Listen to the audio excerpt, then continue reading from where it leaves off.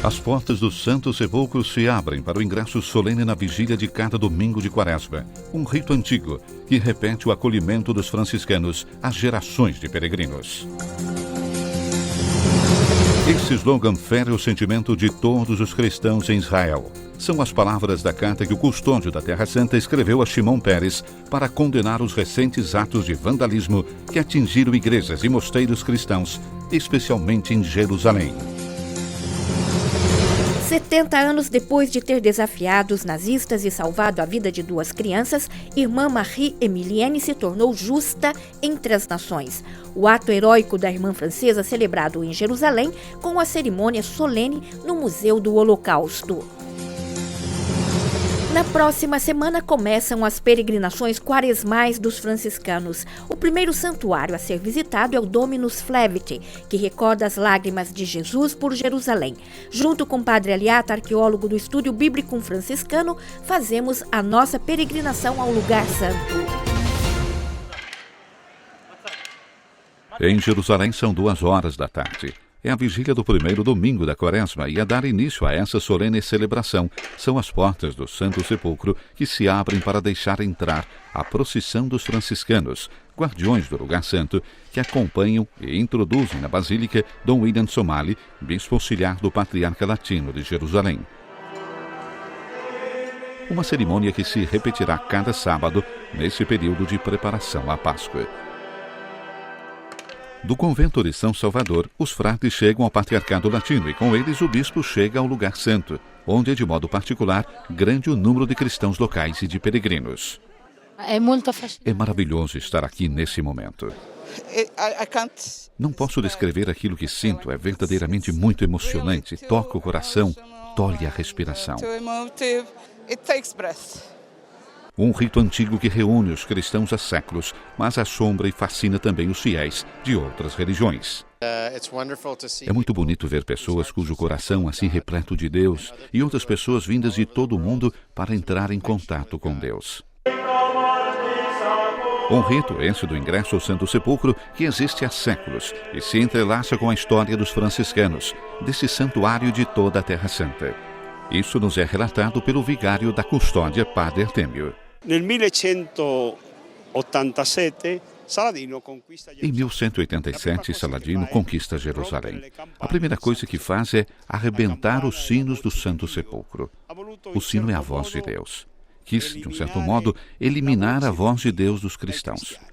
Durante 7 séculos, ficamos sem sinos na Terra Santa. A segunda coisa que faz é fechar com pedras uma das 2 portas gêmeas da entrada, dizendo essas palavras: para os poucos cristãos que permanecem na Terra Santa, uma porta é suficiente e basta. A partir desse momento, desaparecem praticamente os católicos. Até 1555, os únicos católicos na Terra Santa foram os franciscanos. A terceira coisa que Saladino fez é fechar a outra porta, e para entrar, os cristãos devem pagar somas enormes. Esse ingresso solene que fizemos agora é em relação com essa porta. Ela normalmente estava fechada. Naquela época, quando vinham os peregrinos, os frades os traziam em procissão, e aqui, após serem pagos, faziam a entrada solene. Os frades vinham com os grupos, os recebiam junto à pedra da unção. O custódio ou seu representante diante do Santo Sepulcro fazia uma homilia de boas-vindas, explicando o significado desse momento fundamental de sua vida, porque o Santo Sepulcro era a meta da peregrinação, e depois se fazia a procissão.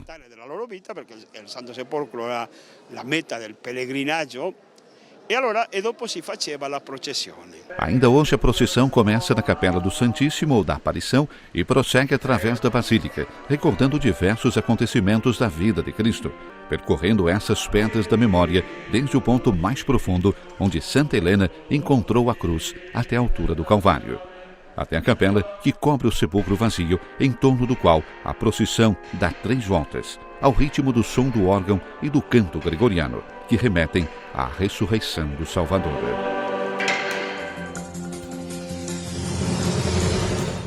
Parece que dessa vez superou a linha vermelha e não podemos permanecer em silêncio. São as palavras do padre Pierbatista Pizzaballa enquanto prossegue em Jerusalém os atos de vandalismo conhecido como Carta de Preço.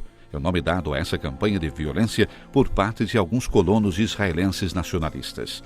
Escritas nos muros encontradas em diversas igrejas, faz parte de uma sutil forma de perseguição que acontece há anos.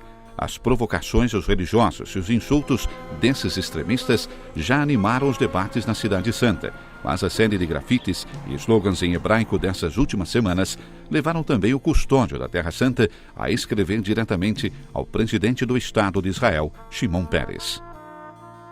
Esses slogans nos lugares cristãos de oração, especialmente em Jerusalém, ferem o sentimento de todos os cristãos em Israel, qualquer que seja a sua denominação, como também os milhares de peregrinos que visitam Jerusalém e a Terra Santa.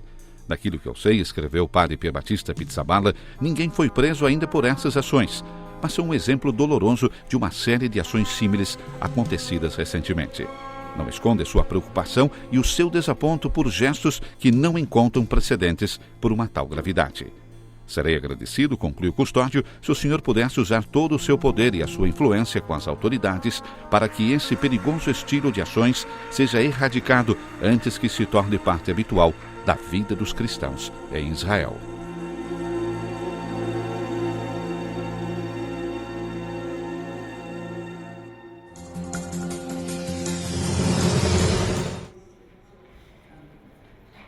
Setenta anos depois de ter desafiado os nazistas e salvado a vida de 2 crianças, irmã Marie Emilienne se tornou justa entre as nações.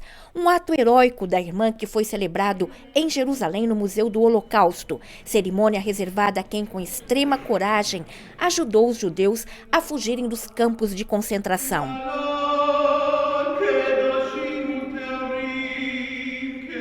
A honra de justo entre as nações foi também ao padre Joseph Copper, diretor do orfanato e do convento Providence Monde, que ofereceu refúgio às crianças. Justa entre as nações também Madre Marie-José Busseron, no convento Le Providence, que receberá o título na França. Era a plena Guerra Mundial em 1942, quando Anne e Gabi Hochmann foram confiadas às irmãs do convento depois da prisão da mãe pela parte dos nazistas. A irmã Marie Emilienne, Madre Marie-José e a padre Youssef coube o árduo cômpito de esconder as crianças, colocando em risco a própria vida. A recordação daqueles dias difíceis é ainda muito forte. Apesar dos seus 90 anos, irmã Marie Emilienne recorda perfeitamente a visita dos nazistas no orfanato. A força de Deus era a única luz na escuridão daqueles anos. Foi a fé a guiar as nossas ações, junto com o respeito pela pessoa humana. O bom Deus nos ensinou: ama o teu próximo como a ti mesmo. Hoje, Gabi Hochmann é mãe de 2 filhos e avó feliz, diz ela, graças ao ato de caridade no orfanato de Mende. Anne, que sobreviveu com ela, morreu nos anos 70. Gabi descobriu recentemente que foi escondida pelas irmãs do convento. Isto graças à Alumin, a associação hebraica que se ocupa das crianças escondidas durante os anos do Holocausto. Nel 94 sono tornata in Francia. Em 94, retornei à França, em Mende, na cidade, e pedi para encontrar o convento.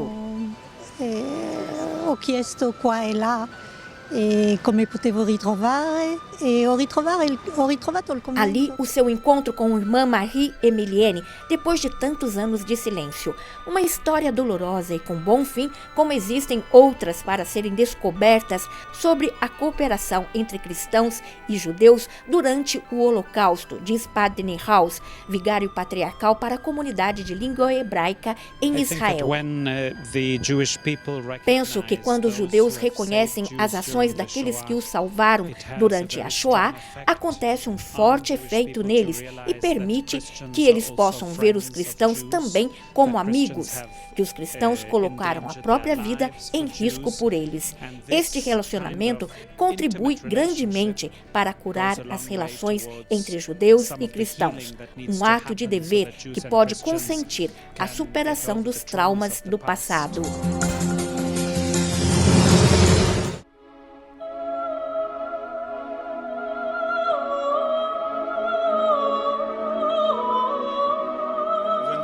Luca ci racconta che Gesù, avvicinandosi alla città di Gerusalemme, O Evangelho de São Lucas narra que Jesus aproximou-se de Jerusalém e do ponto onde é o melhor ângulo para contemplar a cidade, no Monte das Oliveiras.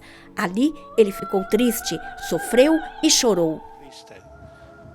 che giunse fino a farlo soffrire, a farlo piangere. Quando Jesus se aproximou de Jerusalém e viu a cidade, chorou e disse: Se tu compreendesses hoje o que pode trazer a paz, agora, porém, está escondido aos teus olhos. Dia virão que os inimigos farão trincheiras, te sitiarão e apertarão de todos os lados.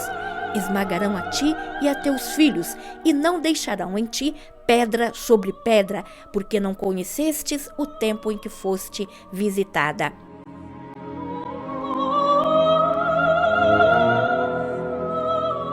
Dominus Flevit está no Monte das Oliveiras. O santuário franciscano é obra do arquiteto Antônio Barluzzi, de 1956, e faz memória às lágrimas de Jesus pela Cidade Santa.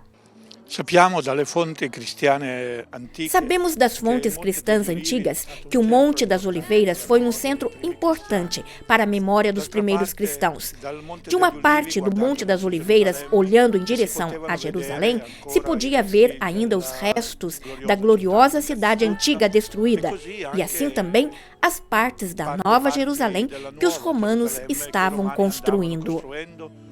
Eram dois os lugares da memória principal para os antigos cristãos sobre o Monte das Oliveiras, um no cume do monte e o outro na base. Eram grutas naturais onde se reuniam, uma ligada ao Getsemane, a outra onde hoje se encontra o Santuário do Pai Nosso. Verso la metà della montagna, dove collochiamo oggi la memoria del Dominus Flevit. Na metade do monte, onde está hoje a memória do Dominus Flevit, temos duas recordações que começam a aparecer somente na Idade Média. Peregrinos que subiam e desciam do monte indicavam no meio, entre duas estradas, em um lugar aberto, algumas árvores, e ali estava o lugar onde Jesus chorou, olhando em direção a Jerusalém. O ponto de referência era uma velha mesquita em ruínas, chamada Mansuria. No final de 1800, os franciscanos adquiriram um pequeno terreno próximo à mesquita, mas não construíram a igreja. E depois do período turco, nasceu a memória moderna do Dominus Flevit. E lì nacque la memoria moderna del Dominus Flevit. Nos anos 50, ao interno da propriedade, foram encontrados os restos antigos de uma pequena igreja e de túmulos contendo caixas de pedras com ossuários. Testemunhos extremamente preciosos para Jerusalém e para o cristianismo. Sopra queste cassette ci sono tutti i nomi caratteristici. Mas o que surpreende são alguns símbolos que poderiam ser ligados ao cristianismo ou ao messianismo, à espera do Messias. O principal destes símbolos é formado por duas letras gregas, que são as primeiras duas da palavra Cristo.